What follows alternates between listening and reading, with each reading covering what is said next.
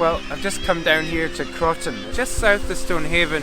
It was a spur of the moment thing, just grabbed my backpack and my camera, got down here, switched on the camera, and there's no memory card. So for now, it's just to enjoy the view. Everyone does this, right?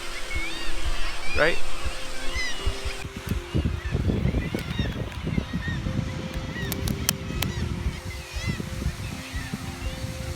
Well, I'm back. I decided to just pop home and get the memory card because when I left it was a bit overcast, but just when I left the light really switched on, and so by the time I've got home and came back again, the sun's a bit higher in the sky than I would really like, but it's still looking good. I'm going to shoot this. I've just tried it as it is. It's about a 60th of a second thereabouts.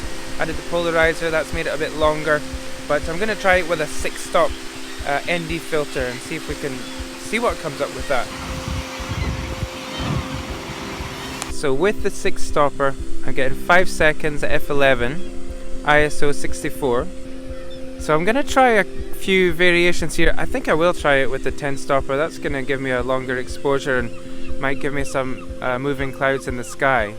But for the water and what we're seeing here, the waterfall looks great with that 5-second exposure.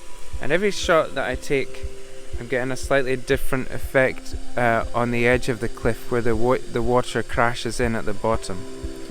So it's always worth shooting a bit of variety for that. So this is now going really well.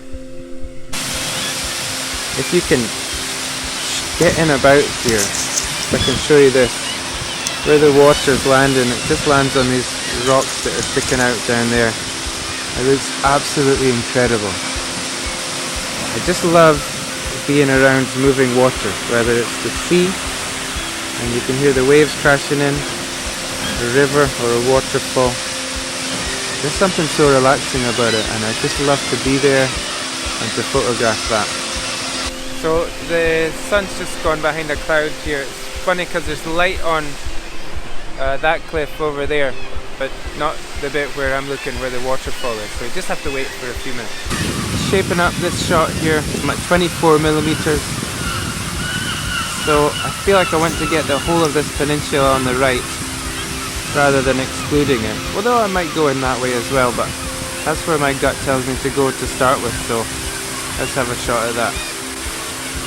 Kind of like the relationship between the shapes here. There's a triangle in the sea at the bottom, one at the top on that grass. Those are sort of interlocking. That's working for me.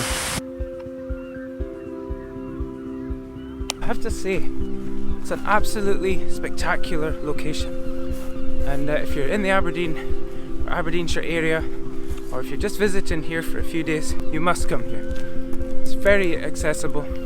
You can park just a few yards from the location and there's a path that takes you right to it. You really can't miss it. It's one of those things, you couldn't really mess it up, and one of the only ways you could mess it up was to forget your gear, like I did today. But I'm really glad I came back because we had some decent light, and I'll get some okay photos I think, but just a brilliant experience. And isn't that why we do this photography business as well? Not just to collect photos, but to have great experiences and to get to great places like this that we might never have seen otherwise. Let's see how this gets on in Lightroom.